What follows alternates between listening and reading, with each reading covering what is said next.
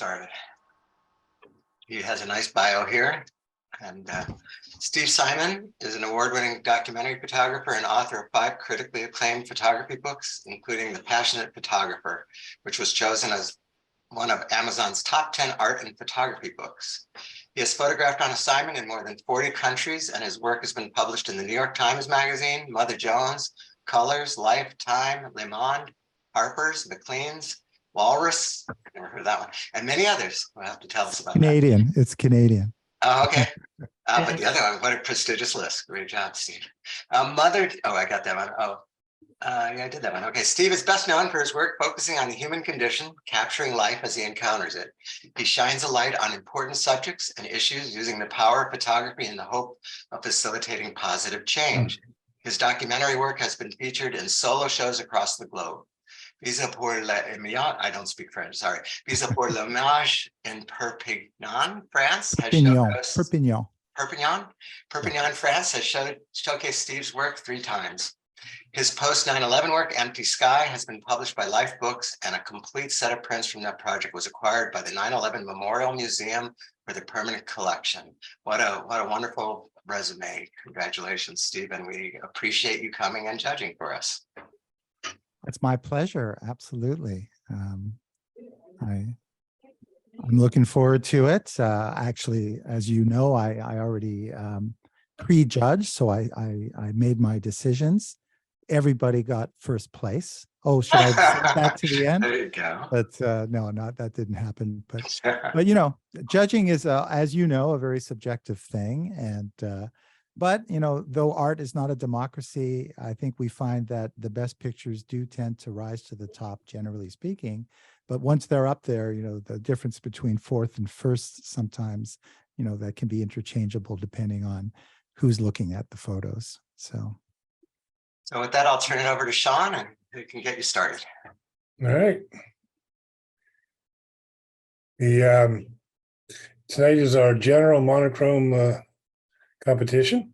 I'm not going to mince much words. We'll just get right into it. Let me share my screen. There we are. Nice. I always forget to click the. Yeah, there you go. You can see it. All right. So tonight we have, in the general category, we have 49 images, 5 places, and 5 honorable mentions.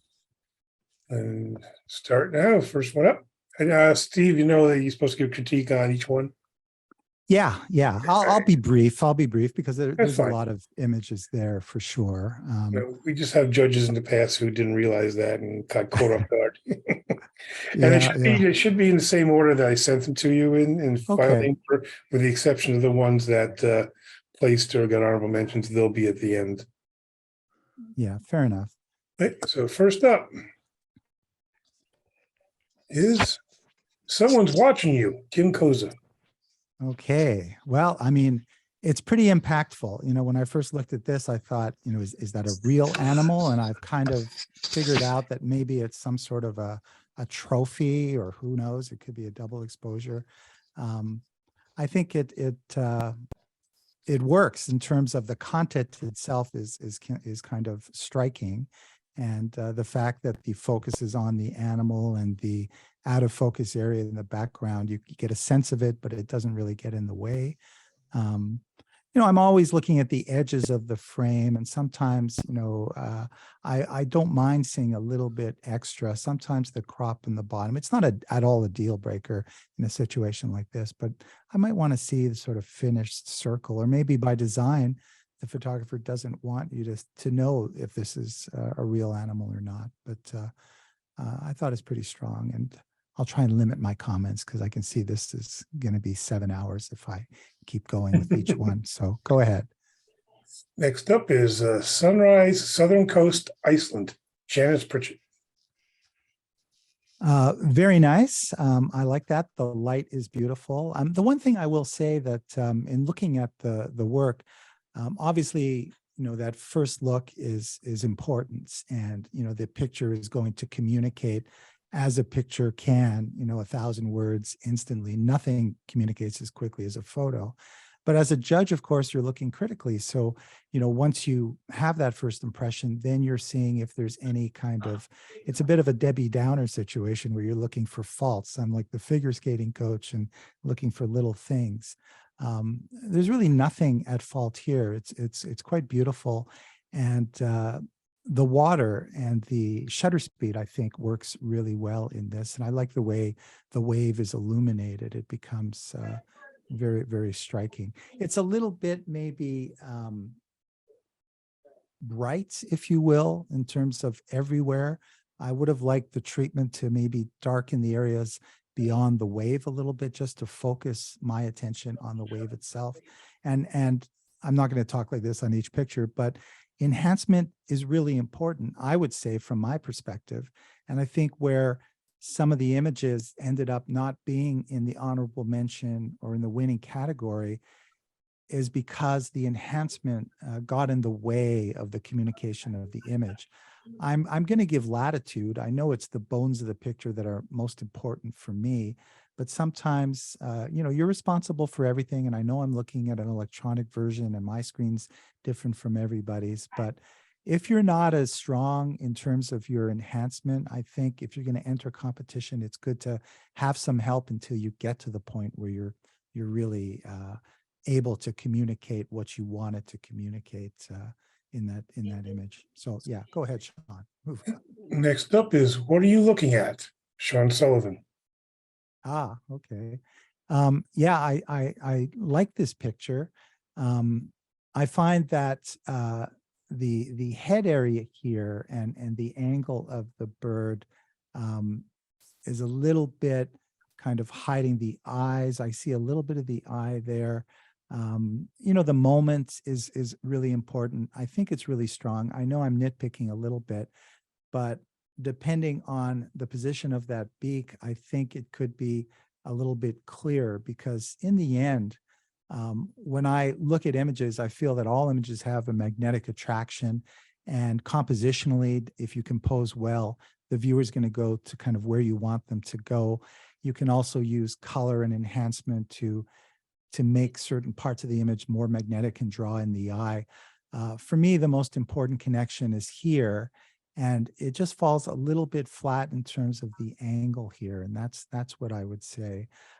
Perhaps even a little more selective focus would pop the bird out a little bit beyond what it is. It works still. I mean, I know it's selective focus, but anyway, you can move on. Yep. Next up is Mac, Thomas Whitmore. I like this picture a lot. I mean, the impact of the physical proximity, I find as a primarily street photographer, physical proximity makes a difference. Shooting wider can be very impactful. It creates an intimacy, it communicates an intimacy that is hard to articulate, but you know it when you see it. And this has that. Here's the enhancement where it's lacking a little bit. It's kind of yellow, it's kind of even, a little more dodging and burning to kind of bring you right into that horse and sort of tone down the rest of the area and maybe have the woman there. It's a little bit, a little overexposed in the bright areas. So enhancement again, but I found this to be a very, I liked it. And also the edges of the frame, be careful. Don't cut off the ears if you don't have to. Is it a deal breaker? No, but if the top of the ear was there, I think it would be a little bit better. So go ahead. Next up is Hairy Eyeball, Thomas Whitmore. So, this one too, again, I really like this image. In a color image, sometimes I ask, is the color amplifying the content? And I think, the visual weight of an image, color attracts, and you definitely look at the blue of that steel. And that's not really what this picture about. It's about the horse. Now, of course, if the horse stuck its, head out, that might be a little bit better, but you can still see the head. The sharpness of the eyeball, it doesn't seem to be completely there.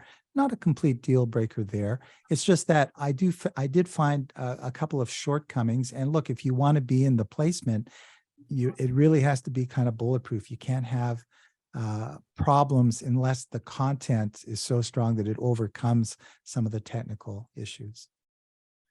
Next up is colorful attire, Marguerite Hill.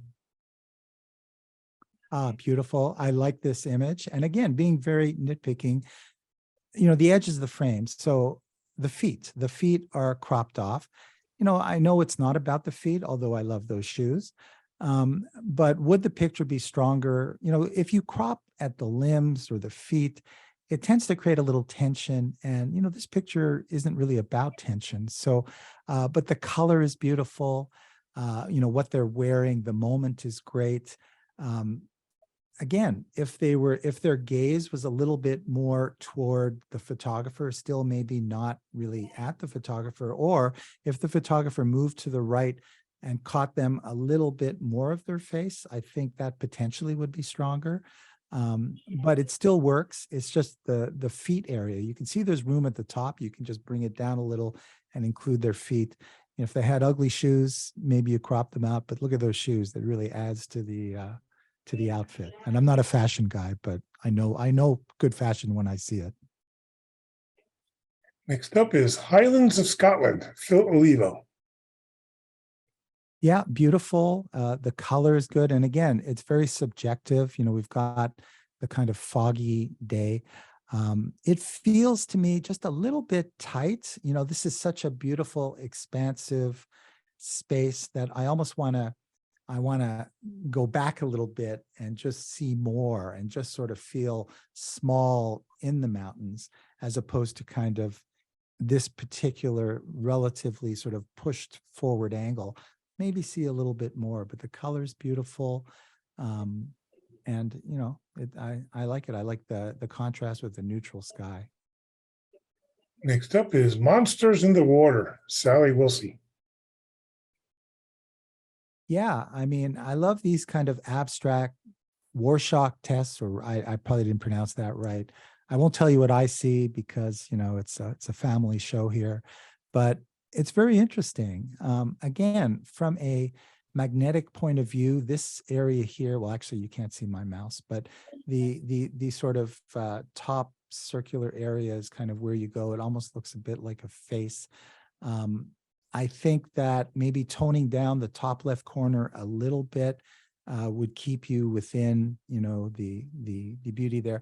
The reason I can talk a lot about that, or maybe nitpick about these images, is because they're not, they didn't place. And by describing some of what I'm describing gives you some feedback as to kind of why it may not be an honorable mention or in the top 5, although it's a difficult decision, and some of them easily could have been. Next up is Ring of Brodgar Orkney, Dow Smith. Really nice. Again, I'm nitpicking about the bottom of the frame. You can see that this incredible rock, which is beautifully captured, beautiful soft light, dramatic, neutral bluish sky. But the bottom of the frame, again, bothered me a little bit.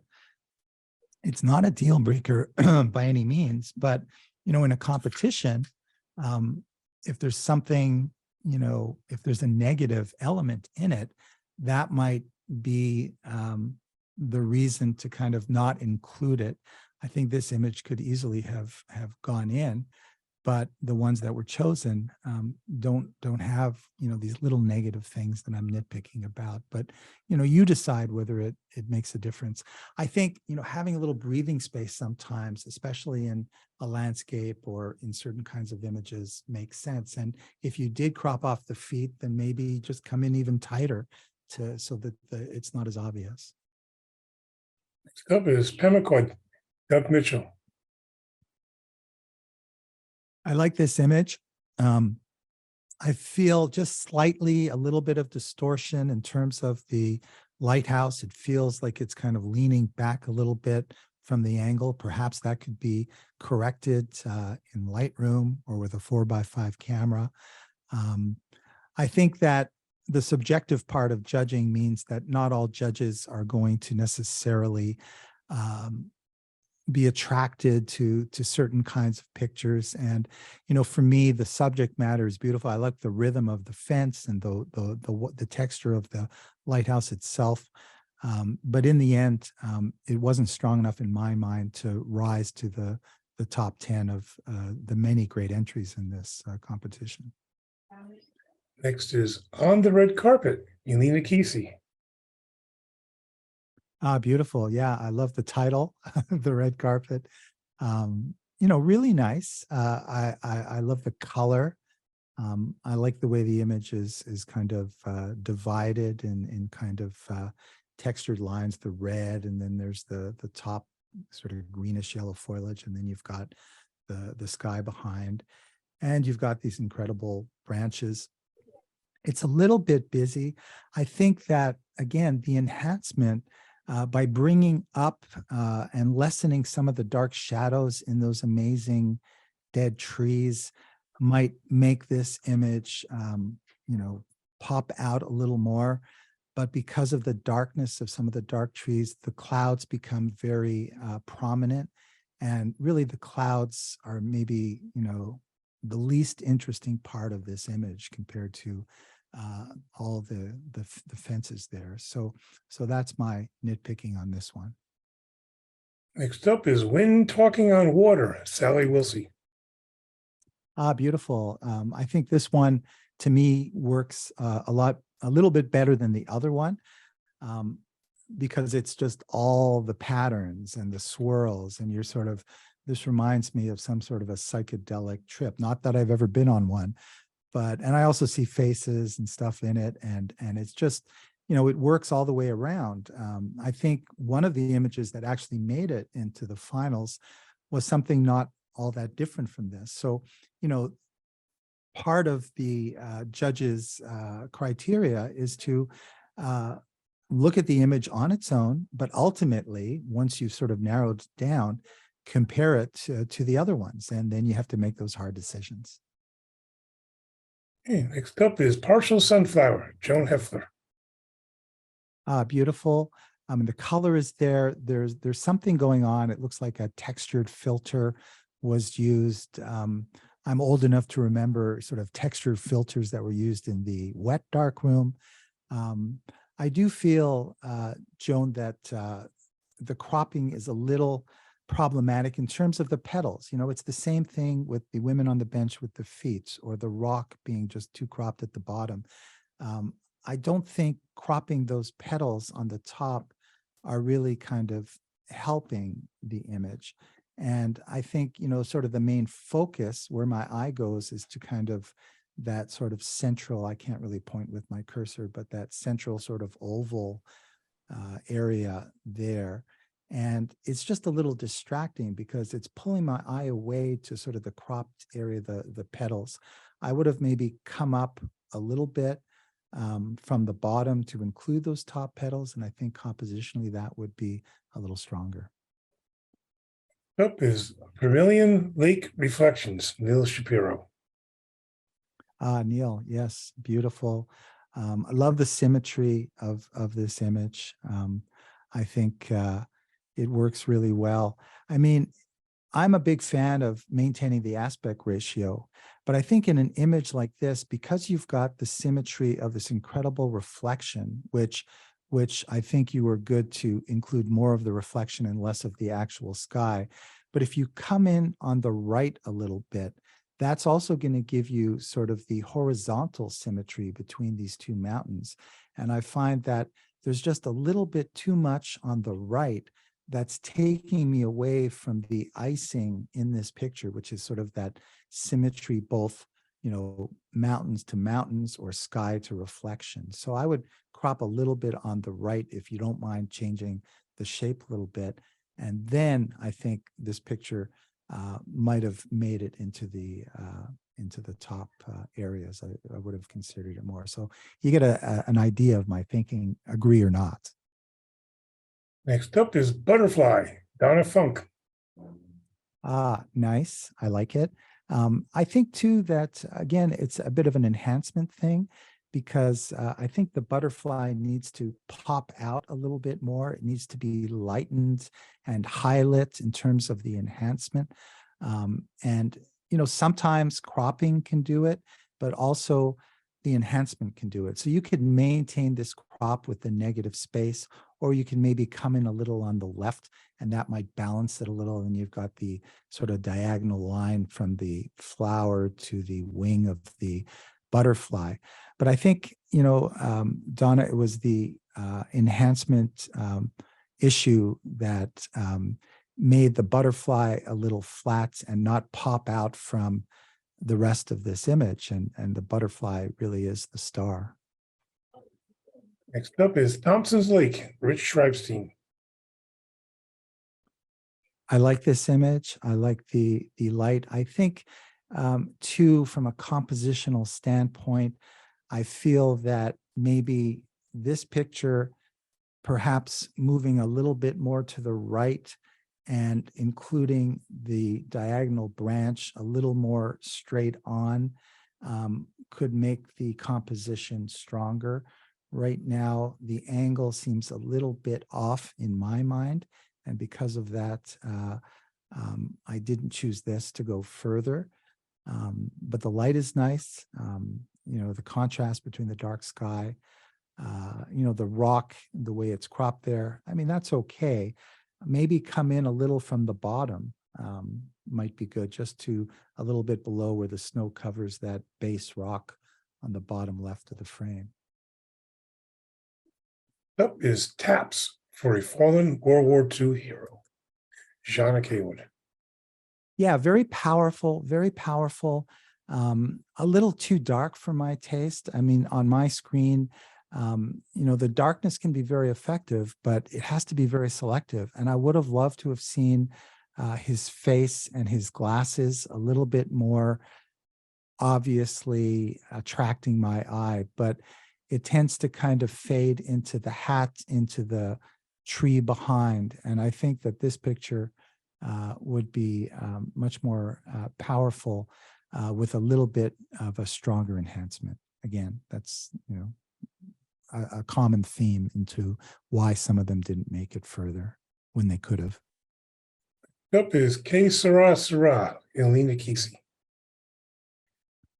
Really nice. I think that, the reflections are amazing. And I'm not a big animal guy. I'm assuming it's a duck, maybe a Canadian goose. Yeah, I dare to say. I might be related to it.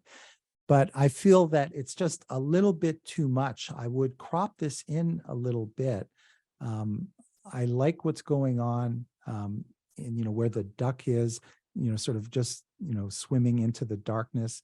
But I think an enhancement and a crop to make it a little tighter so that it brings us right in to the duck and the incredible patterns that we're seeing, particularly on the light side, where you go there first because the visual weight and magnetic attraction sort of takes you there.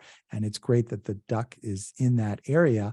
And then the duck can be, lightened up, 12% so that, again, your eye goes to it. So a little bit of crop and enhancement, and this one could have been in the final take. Next up is Umbrellas, Nancy Delaney. I like the repeating pattern here. The bottom right area, that diagonal.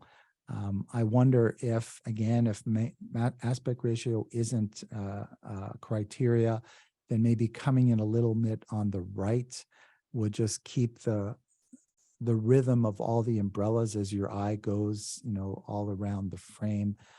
But again, it's not a huge deal breaker on my mind. I did like the image. I just had to make other decisions. Next up is Carolina Waterfall, Greg Effner. Beautiful. I like this.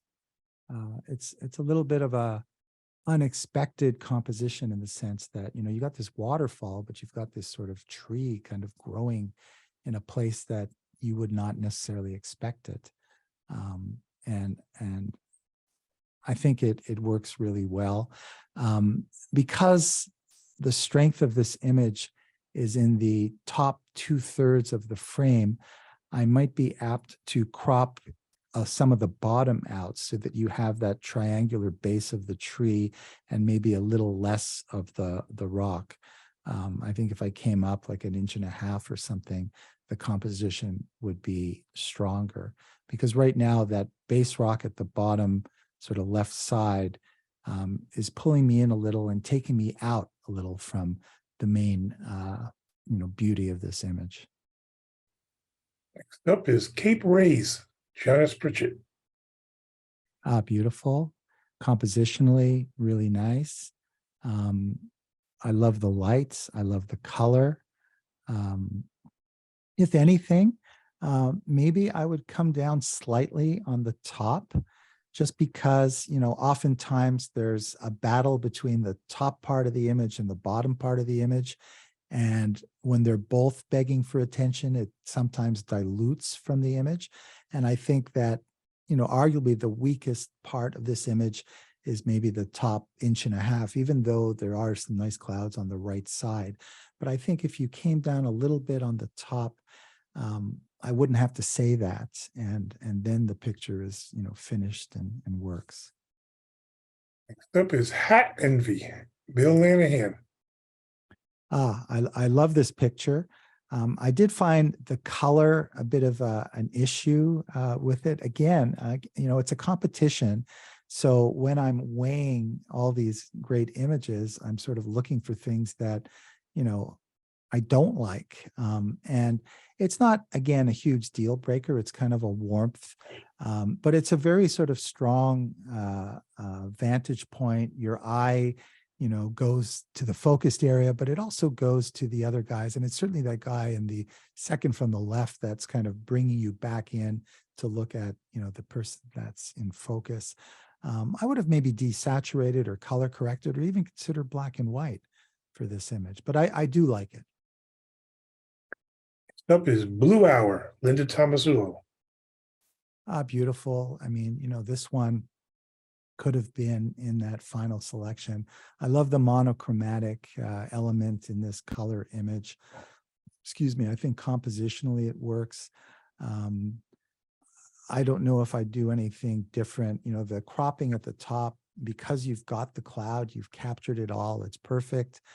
Maybe you could come in slightly on the bottom. Again, I'm of the mind that if a picture can be made, 4% or 8% better through a slight crop or a special enhancement, then yeah, it's worth it. It's worth doing. But this picture, could have been up there as well, but sorry, it wasn't. Next up is Iguana, Donna Funk. Yeah, you've got that big sort of rope behind, and you have all that negative space. It's also a very sort of contrasty image, and I tend to think that maybe it's too contrasty in a way. It was taking me out a little bit. So again, being the sort of Debbie Downer figure skating coach looking for the negative, that rope in the background, which is fine, it's out of focus, but I think the treatment and the contrast of it was not necessarily making this image as strong and as inviting as it could be. The color treatment as well. Subjective. Next up is Flatiron Chrysalis, Rich Schreibstein. Yeah, I remember this picture. I know that it's very difficult. I live on 24th Street and 10th Avenue, so I'm up here all the time getting gelato at Italy. What I really like about this image is, the light is, perhaps not ideal because you can see the sun, popping out on the right top there, but the treatment is really well. The moment works really well. I love that. I call it the chess pieces in street photography. So the moment that you take the picture is really important, which is why you kind of have to shoot a little extra. And that blonde woman, is really kind of important at the base of the Flatiron building. The more I keep talking about this image, the more I want to move it into the final selection, but I didn't. Maybe if I rejudged, I would. But I love the kind of treatment, the sort of selective kind of, the greenish kind of treatment, or sort of the yellowish, the sepia, I don't know what you would call it, but it works really well. And, it's often disappointing that an iconic building like this is in scaffolding. And a lot of people would go, oh no, and I came all this way. But Rich made this work, and it works really well. Next up is The Earth Laughs in Flowers, Ralph Waldo Emerson, Jeanna Kaywood. Yeah, I think that for me, the flower itself was not so highlit. I mean, it's beautiful, and the background's kind of interesting, and the green border, or whatever the treatment is, but the texture of the flowers itself, to me, is a little bit missing. And I would have liked to have seen more of a focus on the texture of the flower, because I think the flower is really the star of the photo. And, the theater guys have not lit the flower properly to really bring it out in a way that would elevate this image into the top 10 for me. Next up is Island Kitty, Linda Tomasulo. Yeah, it's a great shot. I love the texture of the cat. It works really well. It's a beautiful portrait of the cat. I'm a dog person. Sorry, Linda. It is a good picture. But you have to just, make your choices. And sometimes, the subject matter is going to appeal to one judge and appeal a little bit less to the other. I think it's a very noble portrait of this beautiful cat, but it didn't make it to the top 10. Next up is Paradise on the Rhine, Neil Shapiro. Beautiful image. I think that even in landscape photography, I felt a little bit constricted in the sense that just like the mountain image that I was sort of thrust into sort of a cropping that felt a little too, I almost want to step back a little bit and see a little bit more of this incredible landscape. That's just an initial feeling that comes to me. But it is beautiful, and it works. I think the light is good. Is it the absolute best time of the day? Probably not, but it still, was treated very well, and it works really well. But I didn't put it into the top 10. Sorry, Neil. Next up is Basement Curve, Phil Olivo. I love this. It's great seeing. I mean, this really is a good example of the eye being sort of brought along in the shape and the curve of this, beautiful yet ugly pipe. I think it works really well. I think too, though, that the treatment could be a little bit stronger. I think that certain areas beyond the pipe could be darkened to sort of contrast more with the pipe, so that you see the pipe a little clearer. The treatment is really kind of a big part of it. But it is well seen, well shot, just didn't make it to the final 10.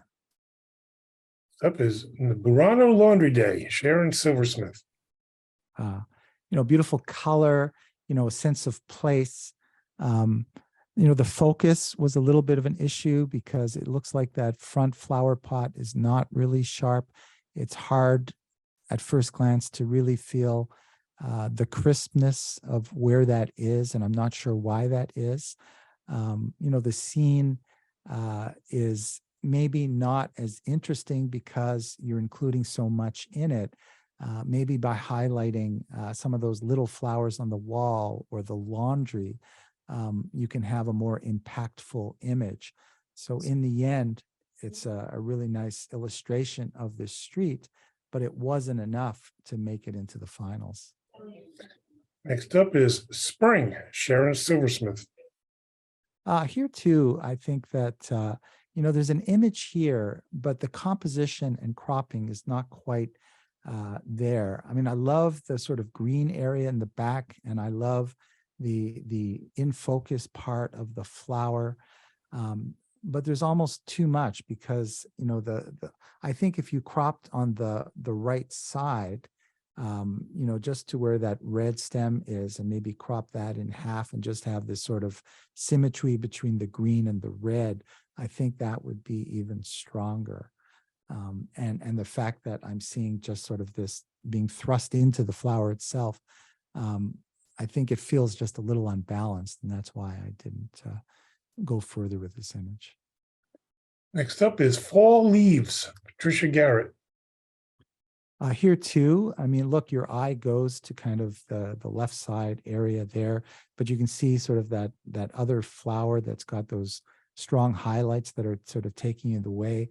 And the darkness, the blackness, I would love to see a little bit more detail in the darker areas, because I think there is beautiful detail in this. So again, it was the treatment that got in the way of the communication of this image, but the composition and the subject matter is great. But, you know, like the dark soldier with the trumpet, it was just too dark to work in my mind.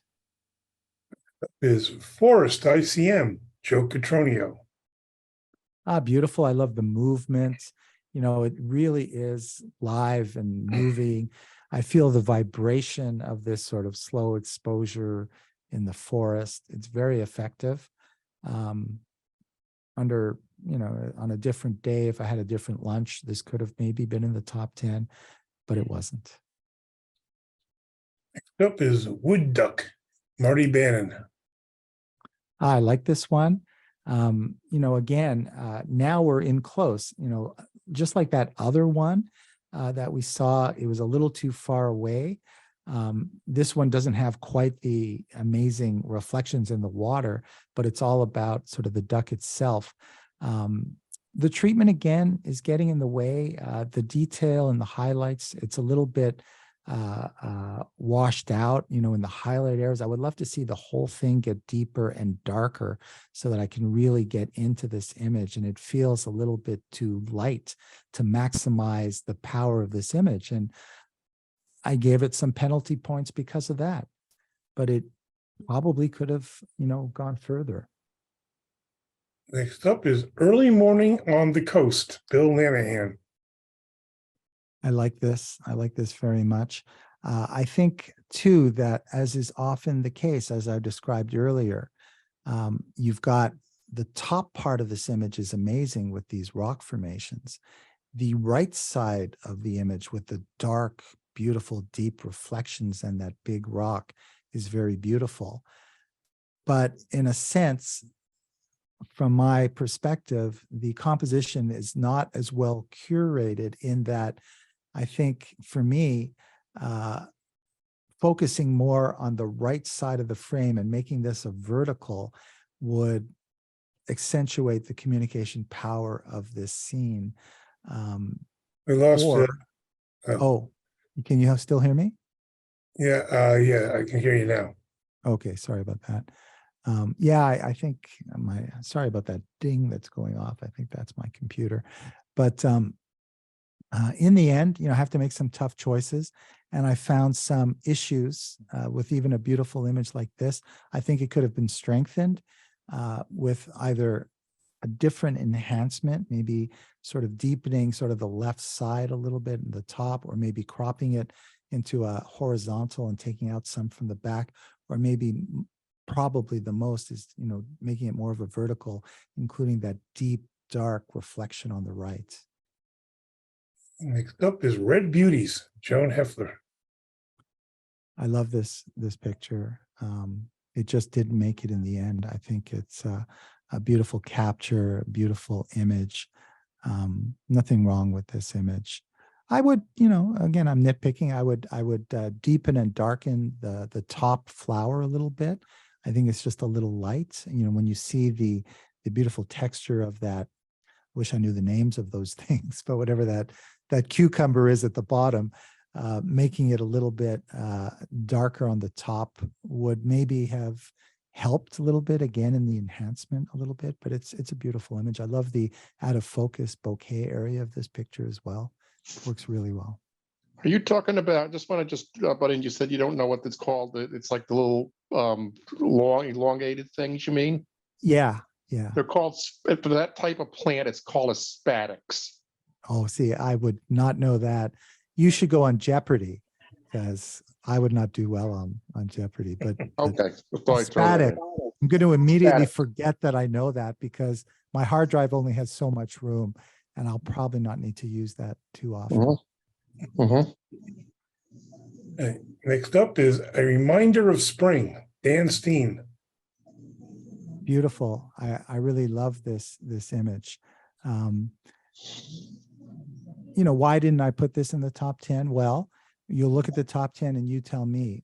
I think it easily could have done well in the top 10. I love the texture. I love the interplay between the green spadix on the left and the petal of the flower on, the main flower. If anything, if I came down a little bit from the top, just because the top maybe has a little too much, I think the image would be more balanced. But it is a beautiful capture, a beautiful way of seeing these delicate flowers. They really look like they're posing for you. Next up is Before the Plumage, Marty Bannon. I like this image. I did find, again, from a perspective of technical, your eye goes to sort of the middle of this caterpillar. My 8-year-old is behind me here. He's not in bed. That's okay. But I think that where this image was a problem, got to come in a little closer, Sora, was the face and the head of this caterpillar, because, that almost can't be ignored in terms of this image. And you want to see it in the same sort of glory that you see sort of the middle of the body. So I don't know what you could have done differently. It's kind of like a portrait where you kind of want the eyes in focus if nothing else is. And, that bothered me a little bit. I think we could also maybe crop a little bit off the right to just sort of keep you in there. Because when you look at the beautiful bouquet surrounding the caterpillar, it's gorgeous. Okay, honorable mentions. First up, Fall Harvest, Tricia Garrett. I love vegetables, and this is a very simple image and very kind of beautiful light. I mean, I think we all can recall maybe the most famous vegetable picture, which is Edward Weston's Peppers, which is pretty hard to sort of improve upon. But I think that this image is, in its simplicity, is a beautiful still life. I would be a little careful. You can see that one of the spadix from the onion, and of course, anything I don't know is now called a spadix for me. So that spadix is that white vine is being cropped off. Again, I'm always critical of the edges of the frame. Not at all a deal breaker, but I think having a little room is good. But it's simple and it works. Those are part of the roots, so that wouldn't be a spadix there. No, I know. Spadix are only in a couple types of flowers. It's very similar to the pistil of a flowering plant, but it's in Pistil, certain yes. types. Most classically around here is the jack in a pulpit. Ah, okay. Well, Marty, you're the man. I'm going to come to you when I have those All right. Well, questions. But simple, and less is more, and simple often can't be improved upon. I think, why this may not have risen to sort of the top end is, that vine on the top and that vine on the bottom, somehow figuring out how to kind of come in a little bit. I think, cropping could be one way, or making a slight change, but there's a lot to like about this image, which is why I put it in the top 10. Next up is Kayaking to New York, Dow Smith. I like this image. Sometimes it's just kind of the mood, and I think images that for me make me sort of wander in my mind or think about things. This is one of those images that kind of does that. I kind of put myself in the picture, if you will, even though I'm not an outdoorsy kind of guy, but in this boat, this lone person and the landscape. I'm not so sure about, the bottom part of the frame in terms of how it works with everything else. I might just try and just crop off the bottom and just, have the tree and the water and then the mountains. But I did like the feeling that the emotions that this image evoked. And, that's a powerful thing that oftentimes will raise an image to a higher level in my mind, particularly when I'm judging. Next honorable mention is Hornet, Up Close and Personal, Joe Catronio. This is, I don't want to be this up close. But, there's a bit of a common theme, and that's just maybe a sense of, how I judge. But again, as with a couple of the landscapes like Neil's landscape or the mountain shot where I'm thrust in really tight, that can be a good thing.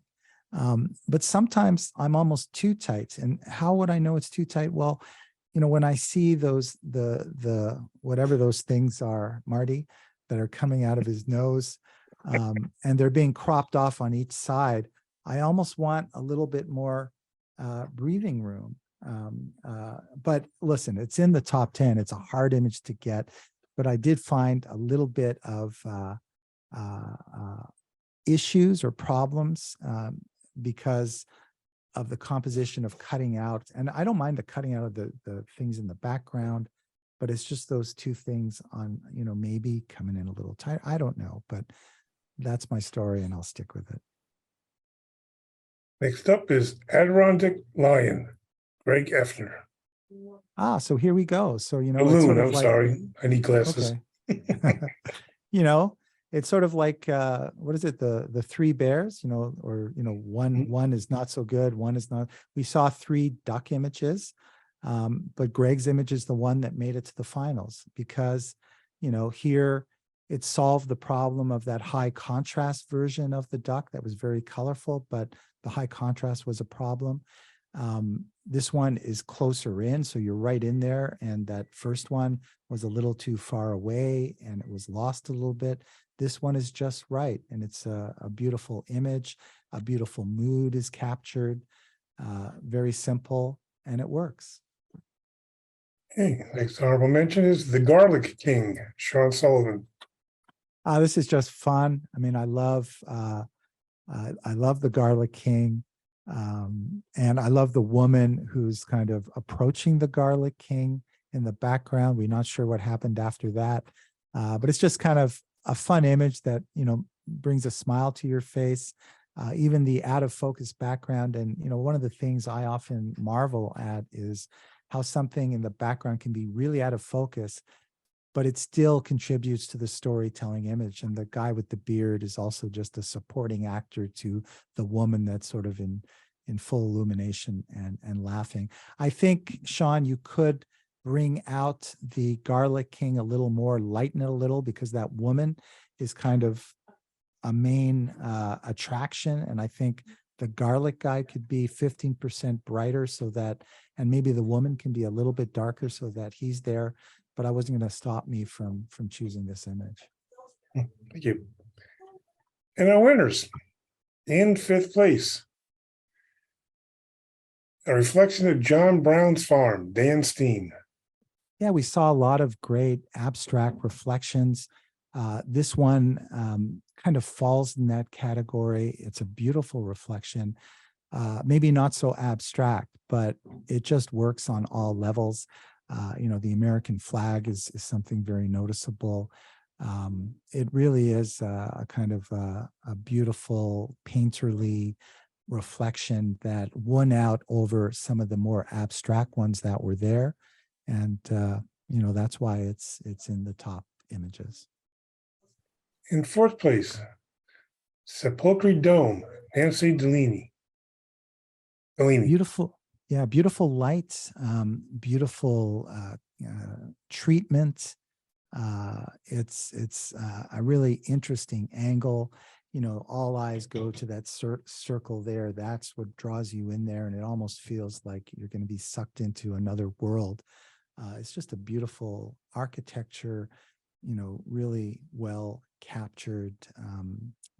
You know, there's really not a lot you can say that you could criticize in terms of this image. It's just an interesting, you know, best possible angle, and a good composition to take this picture. Third place, Getting Air, Alan Wiggins. You know, so I mean, this kind of stuff is hard to do, but what's interesting about this shot is obviously it's a moment, it's a stop action, but the sort of nonchalance of all the spectators here really kind of counteracts the urgency of the situation of this guy on the skateboard. You know, you look at the bottom corner woman, you look at you look at everyone in this picture, including the photographer there, one guy with his phone, one guy with a real camera. It's just a little bit of a, what's the word I'm looking for? It almost doesn't make sense. I would be, you know, jumping out of the way. Everyone looks so kind of chill and relaxed, and it's a really interesting and surprising balance from the actual skateboarder who is caught in probably the decisive moment of this image. I think this image could do well in black and white. I don't think the color is necessarily helping it. I think too, the treatment can be a little bit better, you know, bringing out some of the brightness of the humans in the picture in contrast with the rest of them, but it's a great shot. In second place, Vietnam War Memorial, Alan Wiggins. You know, a beautiful angle, a very simple image, but Alan is taking us to a place that most of us would not see this. You know, we're from a standing position and Alan got down low. So you see these flowers and then you see these reflections. And then, I mean, it looks as that looks like the Washington Monument. I could be wrong, but that's what I saw there. I'm not sure. I think so, right? Is that the Washington Monument? It doesn't really matter, but that's what I saw. Yeah, and that iconic Washington Monument is very small in the frame, but if it wasn't there, I don't know if this picture would do as well as it did. I think the treatment is really great. It's very kind of monochromatic. The flowers are very strong, and the flowers are an icon for death, I guess you might say. These flowers are, you know, have been picked. They're not alive anymore, and it works really well. The mood of this picture, you know, it's not easy. You made this picture happen, and you made it through your exploration of finding the right angle and the right composition, and mission accomplished. In first place, Perpetuia, Doug Mitchell. Yeah, I mean, sometimes, you know, again, I think the great thing about photography is that you don't necessarily have to be an expert in the kind of photography you're judging. I mean, even though street and documentary might be the thing I pursue, ultimately, images all work in a similar way in that, you know, these are two-dimensional representations of the world that we capture. And in order to work that way, they have to, you know, have certain things going for them. And in this one, I mean, it's just a beautiful light on this beautiful woman in this really interesting, beautiful garb or costume or dress that she's wearing. And then the interesting texture of the background in combination with, you know, her is a very big contrast in sort of texture, the beautiful soft skin versus the, you know, the texture of the thing. And then there's the texture of the dress itself. It looks like it's metallic. Her pose is really, the gesture is there. She's not looking at you. It's just a really evocative portrait that in the scheme of things and looking at all the work, as I mixed the order up, I ended up putting this one in first place. All right, well, congratulations, everyone. Great images as usual. Let's move on to our next category, which is monochrome. And with that, we have 44 images, 5 places, and 5 honorable mentions. And off we go. So Sean, I realize, having done this first category that I have probably taken a little longer than I really thought I would. I could speed things up just a little bit if you think that is prudent to do. And I don't mind. I won't necessarily, not, get my points across. But would it be better if I just kind of went a little bit faster? No, I think you're doing well. It's 8 o'clock. It's we allocate 2 hours for this. So I think you're doing well. Okay. All right. First up is Leaving the Flock, Linda Tomasillo. Yeah, a beautiful image, simple. You have the one show-off bird on the left. I think the treatment in black and white works really nicely. Less is more, a very simple image. It's great. This was a strong category, as you will soon see. And because of that, not everything is going to make it to the top. Sorry, you can come in and say hi if you want. Well, there he is. So, nothing against this image. It just on this day did not make it into the final. And by the way, these are not in any order. So just so you know, I think you know that, except for the final winners and honorable mentions. Next up is Rockport, Joan Heffler. Beautiful, dramatic image. I'm a huge fan of black and white, especially digital black and white. I think too often we forget because we're shooting raw, which is kind of what you want to do when you're eventually going to make things into black and white. But it works, really well. I think, in the end, it just didn't quite have the gravitas in comparison to all the other entries to make it into the final flock. Next up is With Tulips, Patricia Garrett. I think it's an evocative image. The focus is on the tulips. I think that for me, her expression was not necessarily strong enough. I felt that, the focus was not on her. I'm not sure if, both her face and the flowers should have been in focus, and that, would require more depth of field.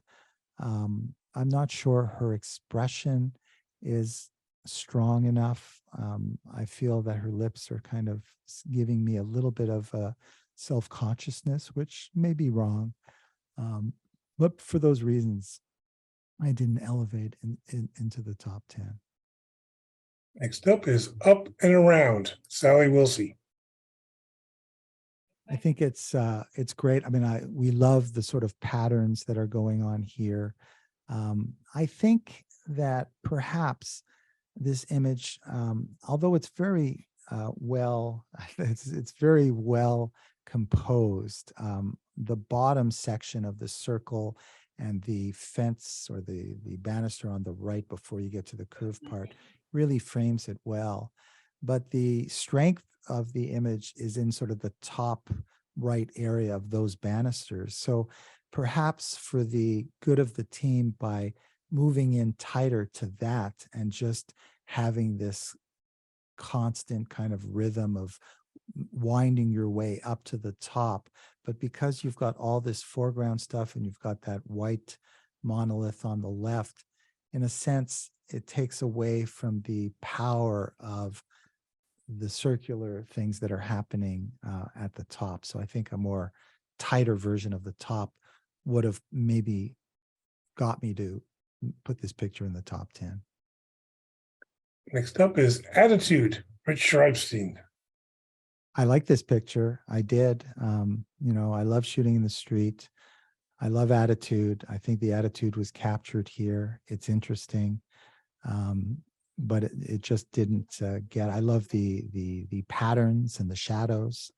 There's a lot happening there.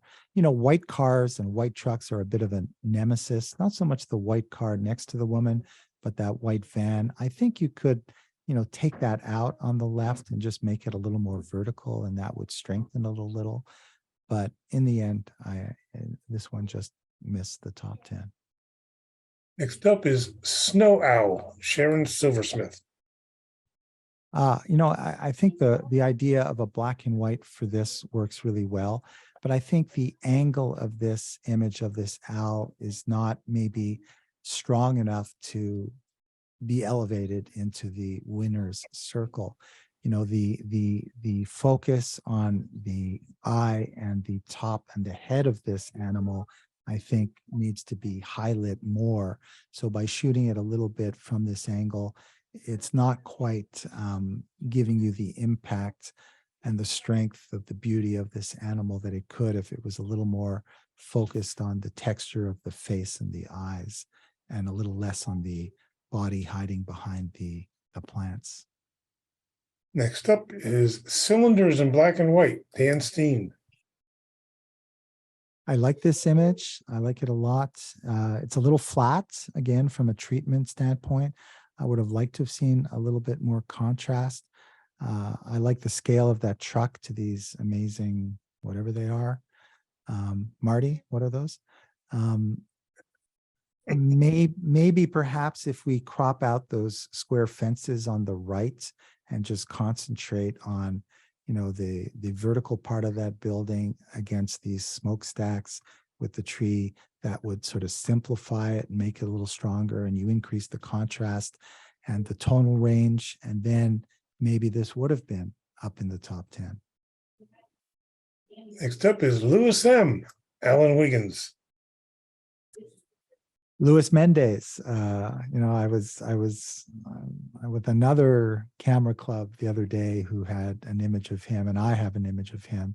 He's an amazing guy. You see him around New York City and other places as well. He bought a warehouse of those flash bulbs, by the way, so he's got enough stock to keep him going. And if you ever have the opportunity to be photographed by him, he's older than he looks.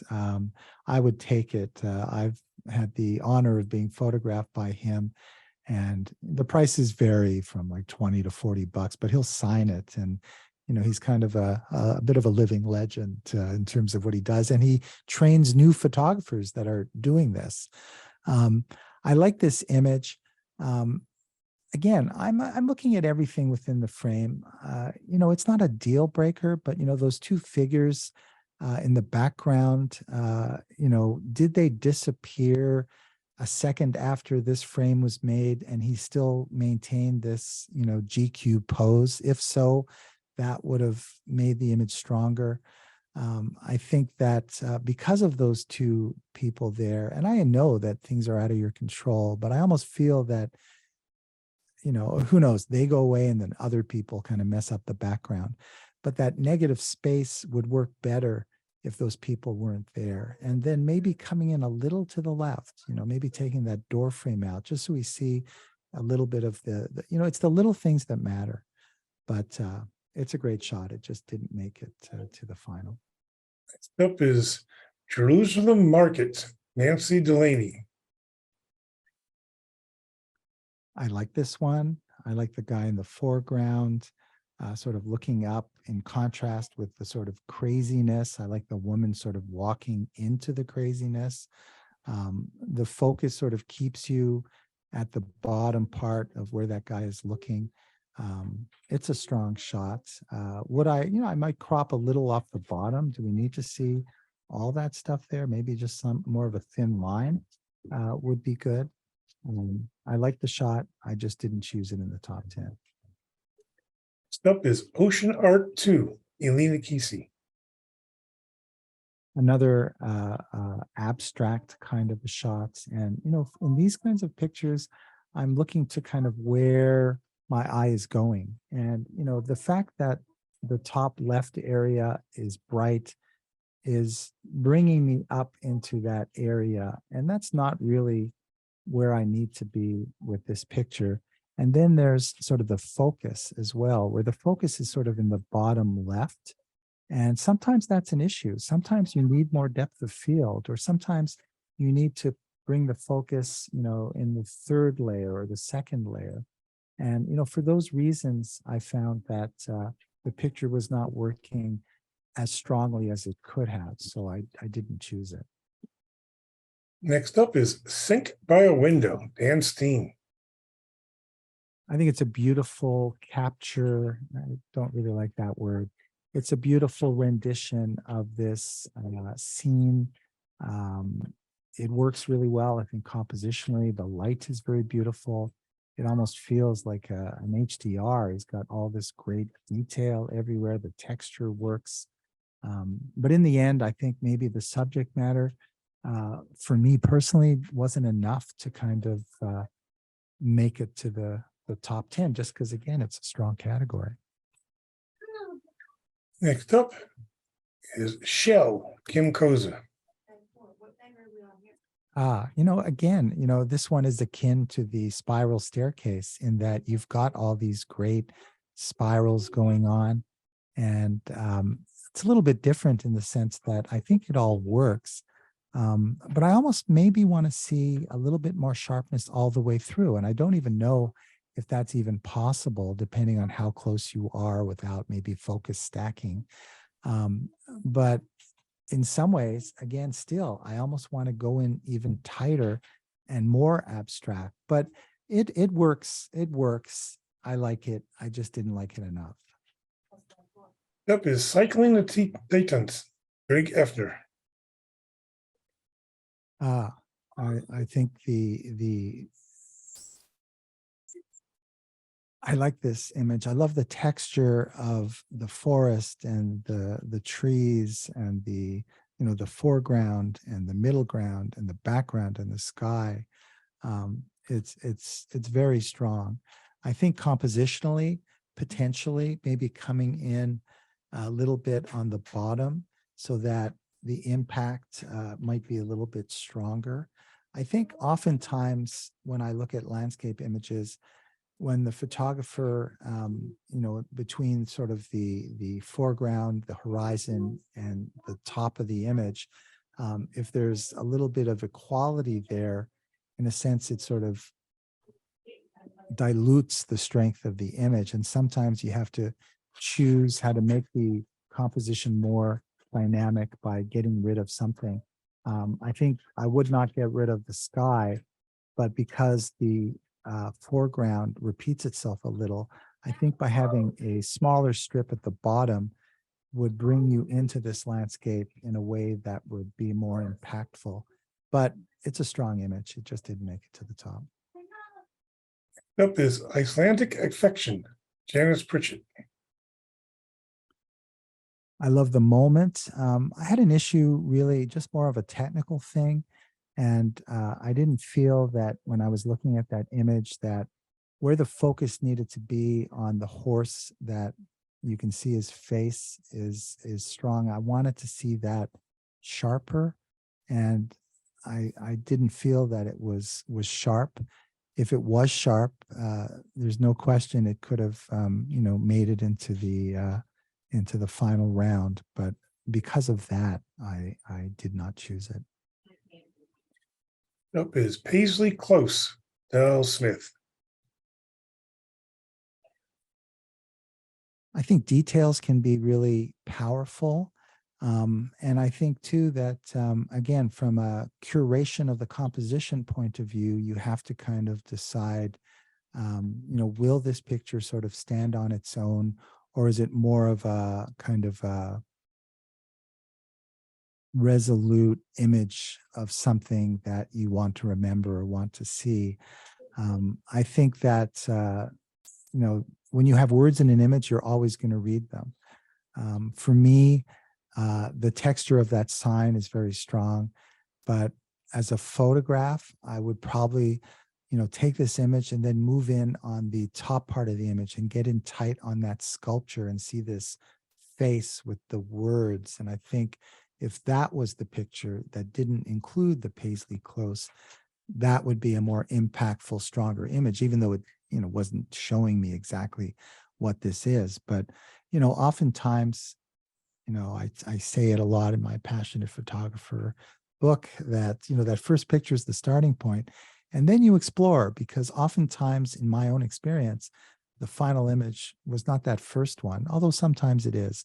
But, that's what I would say why this picture wasn't strong enough to make it into the top 10.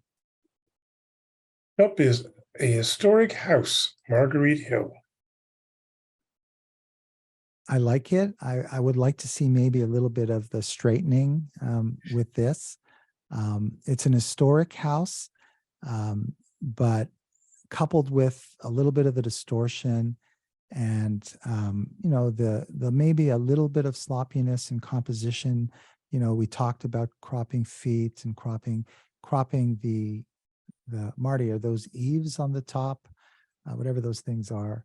I'd like to sort of see the same distance on the right as I see on the left. So, you want to, you're everything within the frame is your responsibility and you have to stand by it. So when I say that, I'm telling you kind of why I think that's lessening the strength of the image by these little things.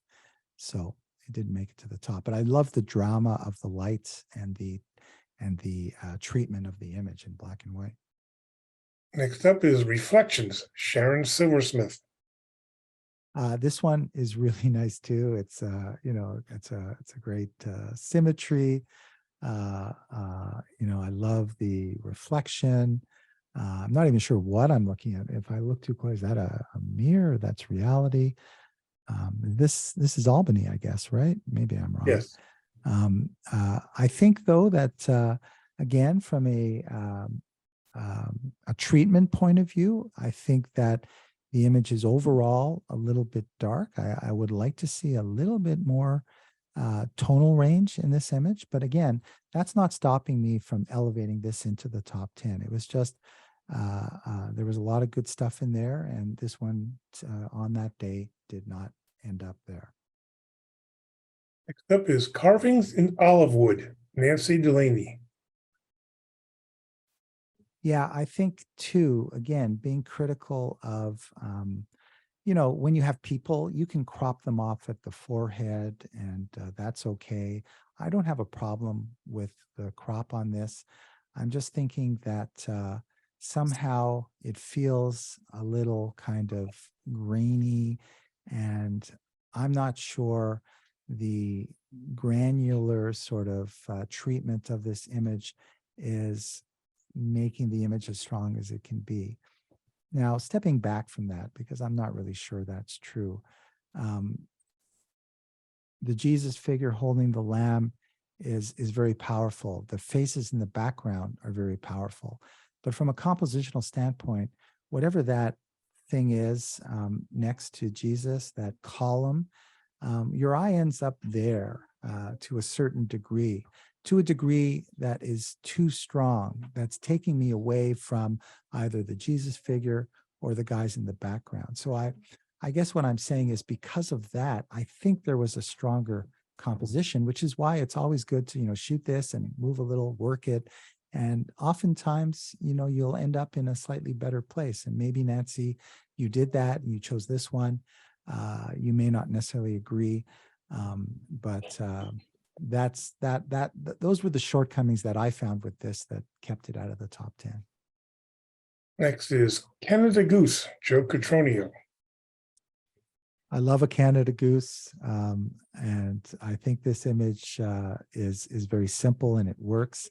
But like that initial one that I felt was too light, I feel this one does not have the depth of enhancement that could really bring out this Canada goose in the best possible way. And, when you're entering a competition, you're going to be up against other images where the treatment is not an issue. And so that's why I think this image didn't quite make it. Next up is Mohawk Crafter, Marty Bannon. I did like this image. I love the image of hands, and the hands can say a lot when it comes to images. They say, maybe as much as, a face can. When I'm photographing the hands, remember, the closer you are to your subject, the less depth of field you'll have at all apertures. And you can see the focus on, the fingers to the left. I think that more of the fingers in focus would maybe do this image justice. So or make this image stronger. So, more of the fingers on the right side of the frame sharper by going from whatever it was to F8 or F11 might just make this image stronger. Is it a deal breaker? No. But again, it was a strong field, and this one didn't make it in the end. Next up is Motorcycle Ballet, Bill Lanahan. This was a great one. I love this image. I ultimately didn't put it in. Maybe I should have. I definitely could have.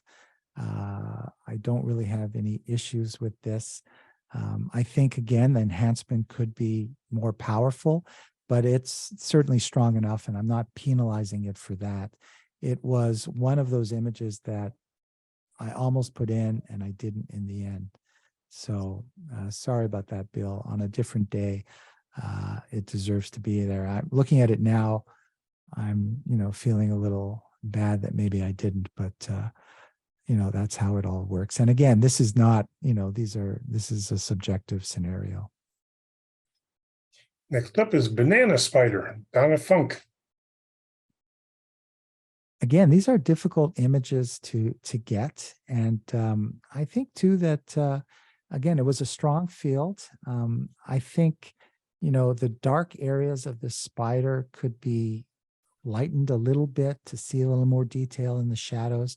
I know that sounds a bit like a bit of a broken record. I guess it's an indication of kind of, what I see or how I like things. But at the same time, I'm putting it out there for you, the photographer, to sort of consider maybe bringing up some of those dark black areas and showing detail if they're there. But it's a strong image that could have, perhaps with the treatment was a little more in line of what I was talking about, I would have been swayed to put this one in there. Next up, When the Music Calls, Phil Olivo. Yeah, this has a real kind of vintage feel to it. I think oftentimes, the moment is important, and this moment is, the image really shows a sense of place. You can see these guys that kind of feel European to me, like the hands. He looks like they look like they work with their hands when they're not playing music. It's got a lot of great things going for it. Why this picture didn't make it, I think, was kind of the moment. These guys are actively playing. I'm not sure if the guy on the left, I got a sense that maybe he had like a harmonica or something, but I can't really see that. The guy on the right is kind of looking a little bit off, but you can see that accordion thing. I just felt that with a strong field, the moment captured here was not quite as decisive as it could have been. And for that reason, I didn't choose this, although there's a lot to like about this image. Next up is Canyon Grandeur, Neil Shapiro. Yeah, I mean, it is very grand. There's no question. The tree is kind of the star in it, the light, and the way Neil treated this image, I think works really well. I wouldn't necessarily argue anything. My stream of consciousness is saying that, by including, the clouds on the top and maybe a lot of stuff on the top, it's kind of competing a little bit with the beautiful rock that the tree is based on. And I'm thinking, Neil, that with a slightly different crop, and if I had this picture in my Lightroom catalog, I would show you what I might do. You can squeeze another 10 or 12% in terms of the strength of this image. That might change my mind and put it in the top 10, but I didn't. Next up is Waiting Room Divider, Kim Koza. Yeah, I like this image. I like the texture again of whatever that is. It looks like glass or something. I like kind of what's going on in terms of all the curves and the shapes of what's happening there. I think, dodging and burning is really important, and you can slightly, darken certain areas to kind of keep your eyes kind of where you want them to keep. But you know, it's well done. I just didn't feel it was strong enough in the field to elevate it into the top 10. Next up is Survival, Neil Shapiro.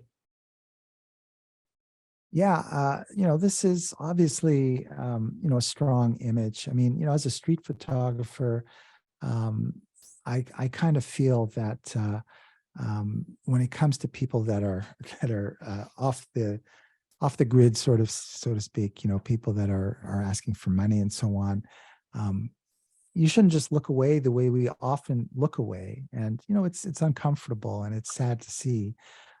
At the same time, I also feel there's a bit of a responsibility to get out of our comfort zone and maybe make contact with people and let them know, you know, that you're taking their picture, and speak with them and find out a little bit more and see if they're maybe even okay with it. Because I think sometimes when you do that, the strength of what you're going to get is going to be much stronger if you kind of sneak an image without their knowledge.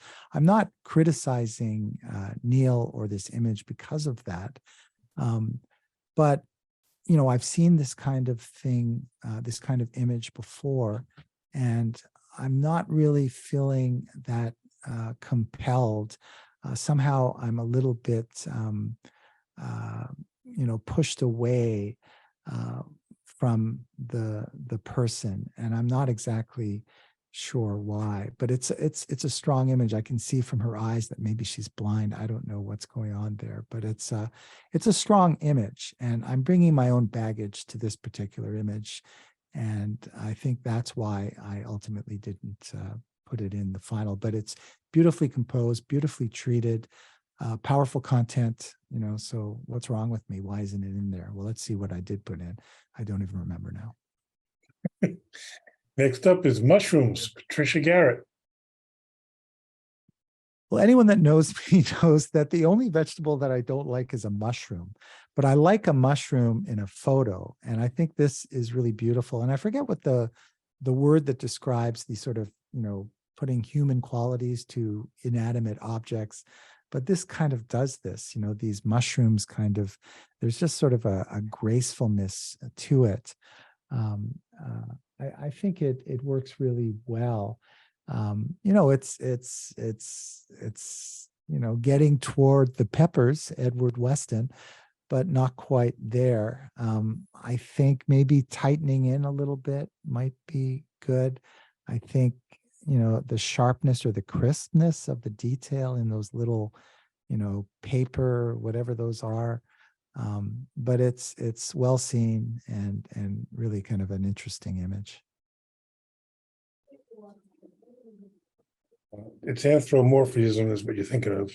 That's it. Was that Sean or Marty? Marty That's knows me. everything. Okay, gotcha. Next up is Black and White Tulip, Donna Funk. Okay. Yeah, this one too. Again, you know, when it comes to getting in close with flowers, you know, you have certain limitations in terms of focus. So you have to make those decisions. And I think that for me, again, looking at the droplets, the focus is not as strong as I would like to see, or not as continued as I would like to see. I'm not sure even you can do it, but I think having those droplets in focus, maybe all the way through or much of the way through on the right side, would make this image stronger. And I kind of penalized it because of just what I just said. Nope, it's Shopping in New York City, Alan Wiggins. Okay. Oh yeah, this one. Yeah, I love the stripes, the zebra aspect of this. Really kind of really great, strong coincidence. And that's the beauty of the street. It's unpredictable. Sometimes you react and you don't even see it, but you feel it and you get it. I think, Alan, you could accentuate this, maybe just cutting a little bit off the left, just to sort of maintain the Sephora bag and the stripes on the road. But you know, it's a great fun shot as part of a series of, you know, your street work. It works really well. Next up is Coffee Break, Rich Schreibstein. I like this one. I like this guy. You know, it's a nice moment. He's a cigarette break. You know, I think that, you know, in this kind of an image, I love the sort of softness of his skin against the harshness of the steel in the background. You know, he's a worker. He's got a smoke. He's got a typical New York coffee cup. It's a very kind of iconic shot. His expression, you know, his expression sort of says, oh, you're taking my picture. Yeah, I'm not going to kill you. It's okay. Um, I like it. I like it very much. Just on this day, the expression, I think, was the thing that maybe uh, didn't push it into the top 10 because there were other strong images there. And, you know, again, it's the moment and the expression sometimes could be more powerful. You know, being very nitpicky, but there's a lot to love about this picture. Next up is Light into the Past, Sally Wilsey.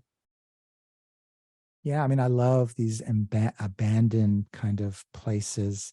But I always kind of raise the bar when there's no people in it and you have the ability to kind of you know, even get on a tripod and, you know, put some depth of field there and get all the detail, all the decaying detail.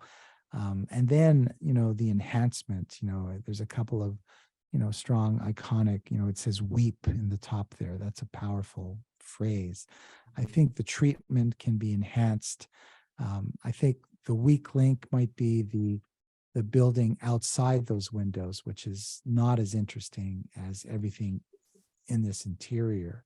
So maybe, you know, throwing that out of, you know, brightening it up so that it goes away a little bit. I think from a technical perspective, this picture is not as strong as it could be. From a compositional and everything else, you know, it is. But that was the weak link when I was judging this image and why it didn't make it into the top 10. Up is Contemplation of the Next Shot, Sean Sullivan. I like it. You know, we're all contemplating that next shot. She's a photographer. She's a photographer with tattoos. I think we all have tattoos like her because we're photographers. I think we can come in a little bit more. I don't think, you know, because of those tattoos, I mean, that's really interesting and says a lot about her. Great expression, the way she's holding the camera there. I almost want to see what camera that is. It works. It just didn't work enough for me to elevate it into the top 10. Up is Guitar Close-Up, Marty Bannon. Yeah, I like this one. I liked it a little bit better than the other close-up that we saw of the fingers, where I mentioned that some of them were a little out of focus. Here, everything that needs to be in focus is in focus. This picture works. You know, whatever that white bar is at the bottom. Now I'm really being nitpicky. I'm not even sure I saw this before, but maybe seeing the end of that little white bar would be good, but it's not at all a deal breaker. This one came close, but in the end, it just fell right out of the running. And next up is Goodbye, Daddy, Jana Kaywood. Well, I mean, look, this is a very powerful image. There's no question. It's a surprising one because it's not the kind of image that we're used to seeing. I mean, we're used to seeing it in terms of the media, major stories, you know, celebrity, funerals. It's very powerful. But also from a treatment point of view, you know, disregarding the power of this image, you know, it just needs to be stronger in terms of darkening and treating this image. It's a strong image, but the fact that it is just emotionally strong isn't necessarily going to bring it in just on the strength of that. It still has to have those other things going for it. But yeah, it's there's no question. We all are affected by, you know, these kinds of emotional situations, and nothing is stronger than, you know, life and death.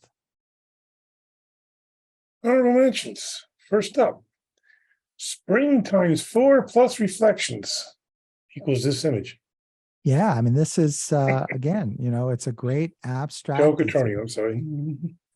it's bulletproof, and it's rhythm and symmetry and movement and beauty and black and white. It works really well. I can almost hear it vibrating. It's again, often you'll find in the images that make it into the honorable mentions and the finalists or the top 5, there aren't some of the negative things that I keep harping on in some of the other images that kind of bring them out of this grouping. So it's a really interesting job here.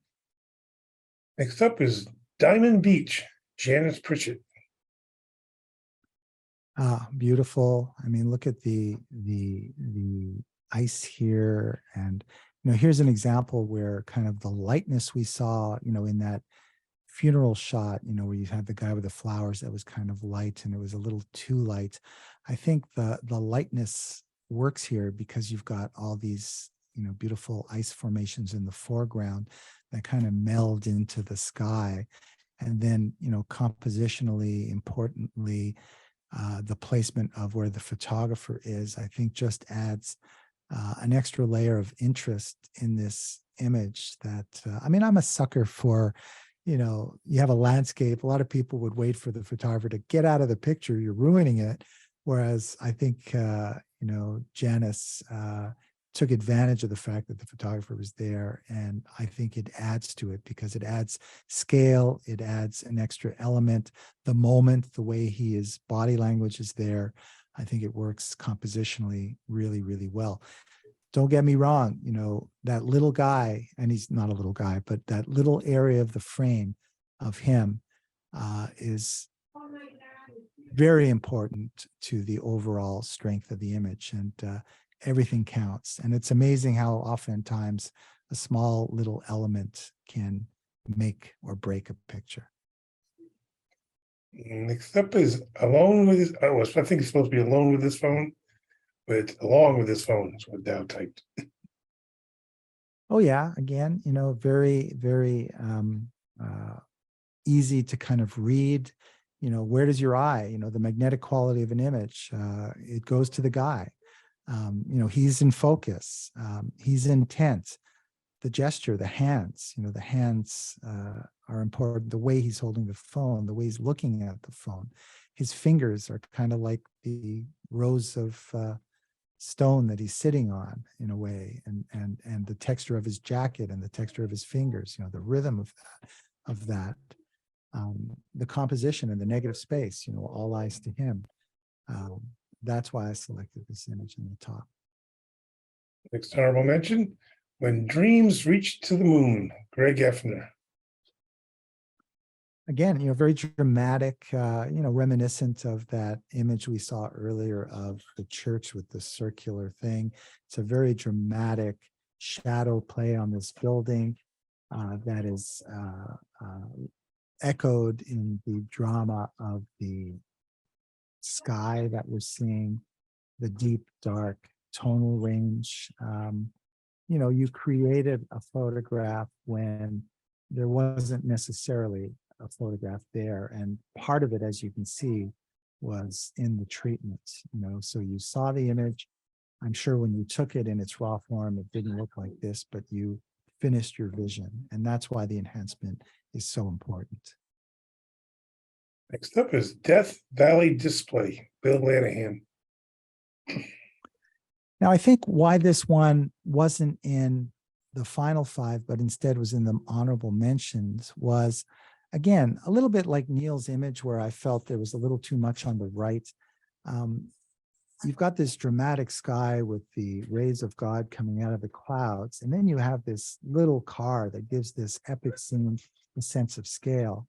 But there's almost too much on the right that takes me away from sort of maintaining my focus on that little car and then the rays. So I think from a compositional standpoint, it would be stronger to sort of take a little, not exactly sure where, but I'd like to experiment with that. But it's a very kind of epic scene. And I think the treatment too could be better, in terms of the tonal range.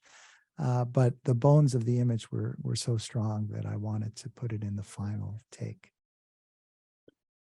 And our winners in fifth place, Cubic, Sean Sullivan. I mean, I love the texture, the composition, the pattern, the geometry, the pencil drawing like quality of this image, the care taken in terms of dealing with, the lines, and it's just meticulously composed and treated. And I can see that it's a building because I can see those curtains there, but it becomes very abstract and very interesting. So I thought it was very well done. In fourth place, Getting There, original composition, Anita Kesey. I'm not really sure what's going on here, but it's very, very compelling. Again, we're seeing, like we saw in the mushrooms or in the staircase or in that other sort of image that had these sort of circular curves. We've got those curves there, but then we've got this strange figure, which I don't even know what it is, but for whatever reason, it was kind of so original and compelling that I wanted to reward it, because it looks like a human, whatever, sculpture sort of making some trek into wherever that might be. It was so original and different, and then compositionally it worked really well, and it worked very well in black and white. That's why it's here. In third place, That Tree Is to Die For, Jana Kaywood. Sometimes it's, purely the evocative, emotional appeal that made this picture for me very compelling. And, I can see that the crop is a little bit tight at the bottom there with the gravestone, but it's the gnarly tree and what appears to be a moon, and just the detail in the tree with it's a powerful, evocative, scary, thanks, Jen, I'm going to have bad dreams, kind of an image that just instantly works. There's really nothing else to say about it. It delivers an emotional story in my mind. And I thought it was, very well done, and it works very well in black and white. Second place, Alex, Doug Mitchell. Again, similar to our first place in the color, it's just really a very evocative image, a very kind of interesting take. Generally, I'm not a fan of, the sort of textureless skin that we're maybe seeing in this. I sometimes feel that we go a little too far in our enhancement, as much as I was saying and criticizing some of the images in terms of they could be better enhanced. But beyond that, it's just, again, the evocative nature. When we saw the woman looking down with the flowers, her look wasn't as strong as this one. And this one sort of delivers. I don't feel any self-consciousness there. It just feels very kind of odd. It's kind of almost nice to come up after that last gnarly moonlit cemetery shot, because it does feel a little bit otherworldly, a little paranormal, and it's just interesting and well done, and beautiful in terms of the tones, and I like the background is really interesting. So I think Doug probably manipulated this image a lot, but I felt that it worked. And our first place winner, Photo Ops in Every Direction, Linda Tomasulo. All right. Well, again, I'm a sucker for photographers. Maybe I'm biased that way, but beyond that, this image, again, just has all this sort of dreamlike feel of these photographers in a very dreamy paradise to be able to capture what they capture. And I hope that they captured an image that's as strong as Linda's, because I do feel Linda's is very strong. I think the three photographers in the tripod on the left are the best supporting characters in the Oscar nomination. And the photographer on the right is kind of the main figure there. And you can see even her review screen is illuminated. It's beautifully composed. The silhouettes are all in the white area where they need to be, the dark and the light, the shadow and the light. You know, that's what photography is. And these are photographers within shadow and light. And it's just a beautiful image. So I put this one at the top. Congratulations, everyone. Great images. Thank you, Steve, for your commentary. It was very good. Yeah, it was wonderful. Thank you for the opportunity. It was a lot of great images there. Yeah, I thought I would finish in an hour, but it took a little bit longer than that. But, you know, I tried to keep my comments relatively short, but hopefully they were useful, whether you agree or not. You know, that's fine. It's always a subjective scenario. But yeah, it's just great to see all this great work coming out of Schenectady, because when I go visit my cousin, I never see any photographers. So I don't know where you guys are. Or hiding. They're hiding in other places. We're down in New York. Steve. Yeah. Yeah, exactly. I appreciated the commentary very much, and I'm glad that you didn't give everybody first place. Yes. Yeah, exactly. Thank you. Good job, Steve. Really good comments. Yeah.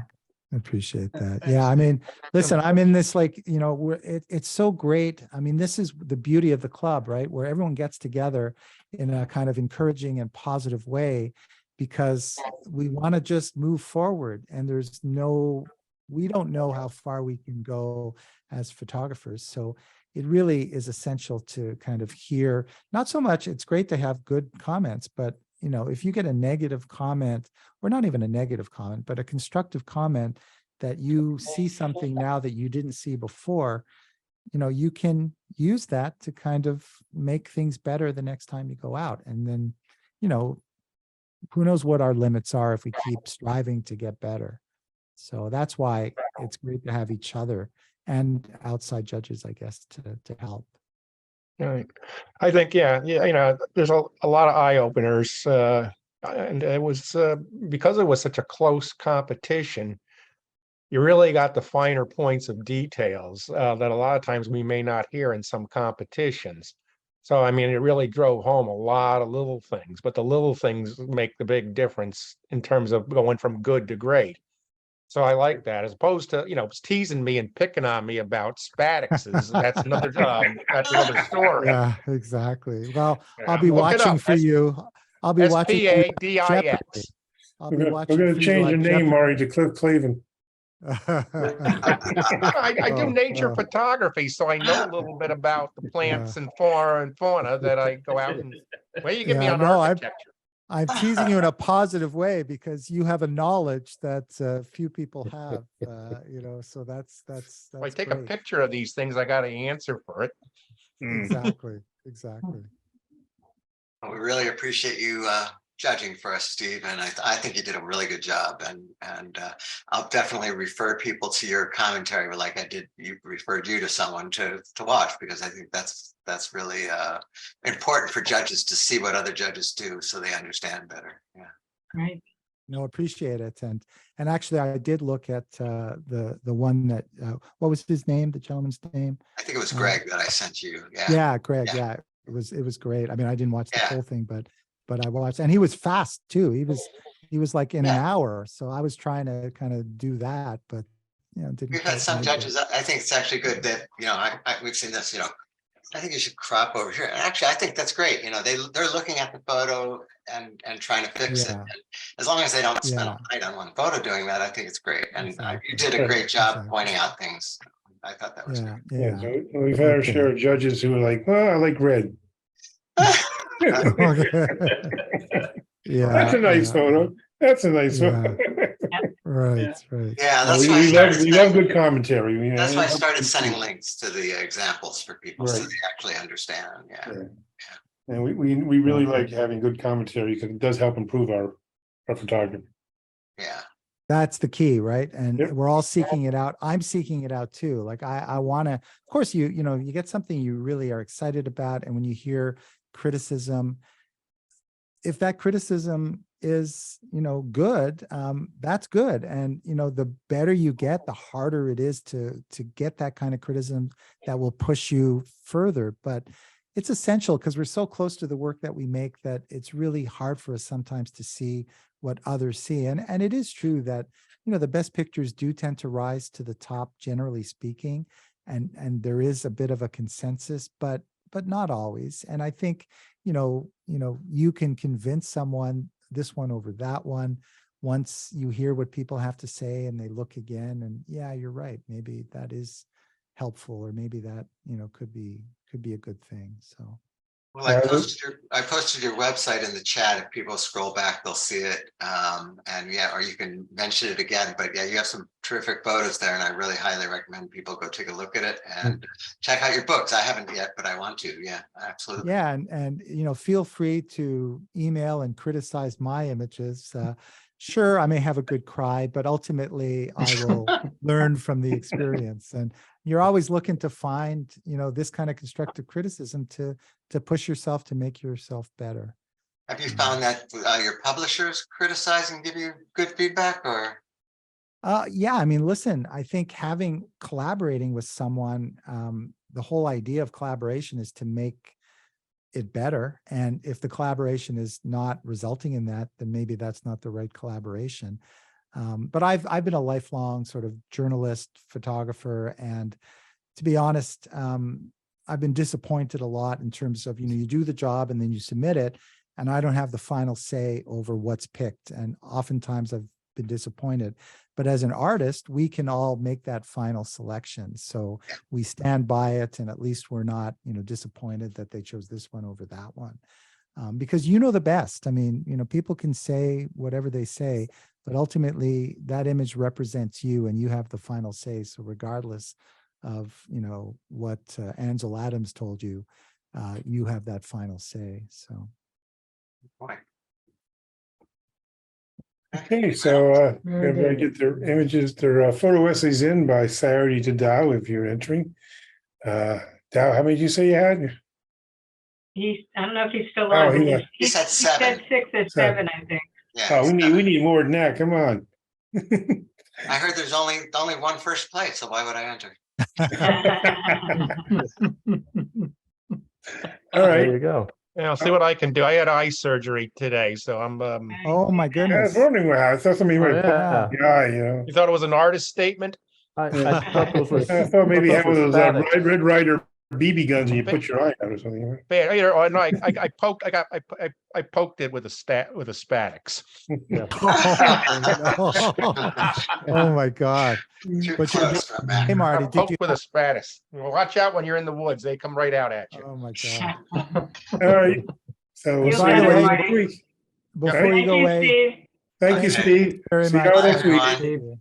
All right. Good night, everybody. Dave.